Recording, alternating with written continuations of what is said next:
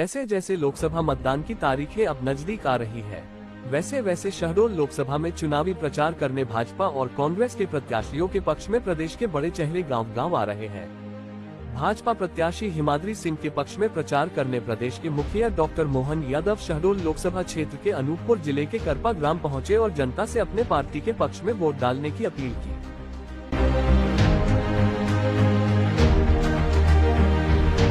बड़े ही सौभाग्य का दिन है कि आज हमारे बीच में इस करपा मंडल में हमारे प्रदेश के यशस्वी मुख्यमंत्री, जिनको ये सौभाग्य मिला कि आज हमारे इस नर्मदा अंचल में बाबा महाकाल की नगरी का सेवा करने का उनको अवसर मिला और मध्य प्रदेश की जनता जनार्दन के आशीर्वाद से उनको मध्य प्रदेश के मुख्यमंत्री के रूप में आज हमारे बीच में उपस्थित है। एक बार सभी लोग जोरदार तालियों के साथ स्वागत वंदन अभिनंदन करेंगे।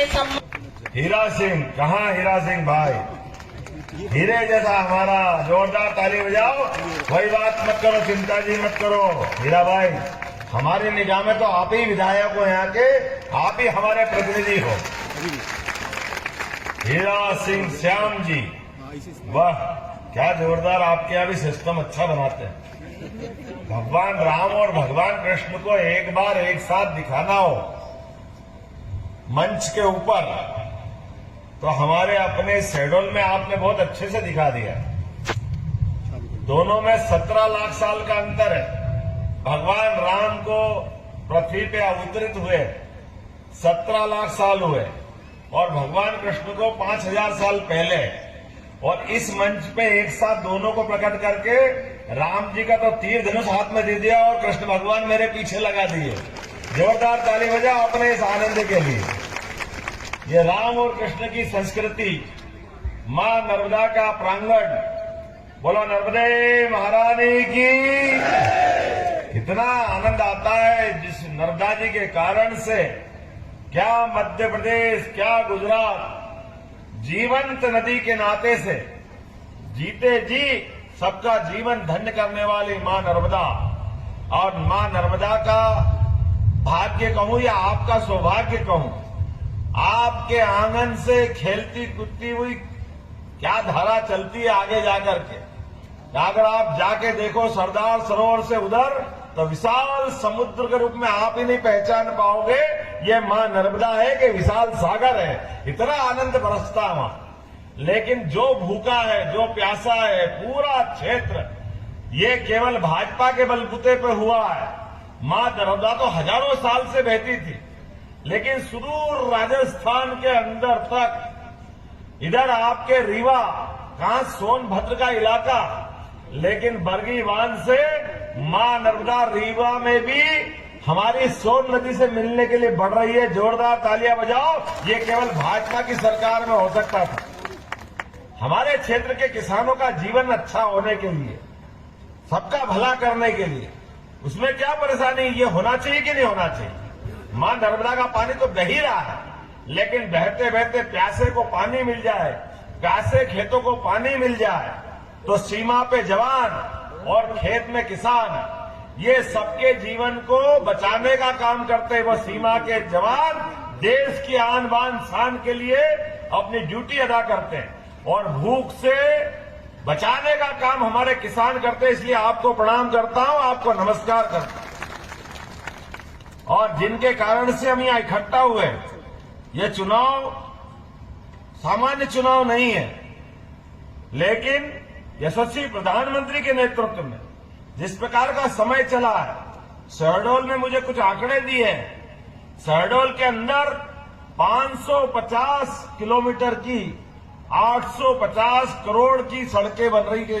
अगर किसी ने बनाई है तो भारतीय जनता पार्टी की सरकार ने बनाई है। इस बात का हमें गर्व है। उमरिया से चिल्लारी, मसूर पानी से स्टेट हाईवे निकला तो कितना आनंद आया। शहडोल पूरा बदल रहा है।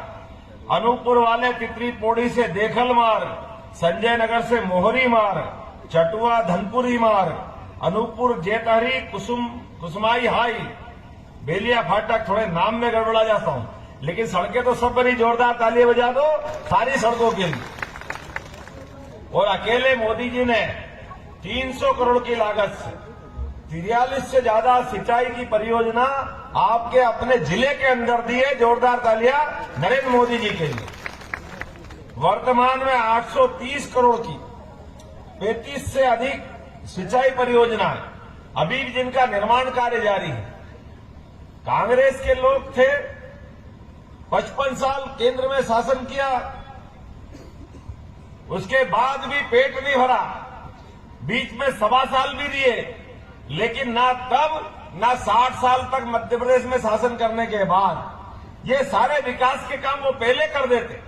अगर पहले कर देते तो यहाँ गांव में बैठने वाले आधे लोगों के अलग प्रकार की जिंदगी गुजरती, लेकिन दुर्भाग्य के साथ कहना पड़ रहा है कांग्रेस के लोग एक के बाद एक झूठ बोलते रहे।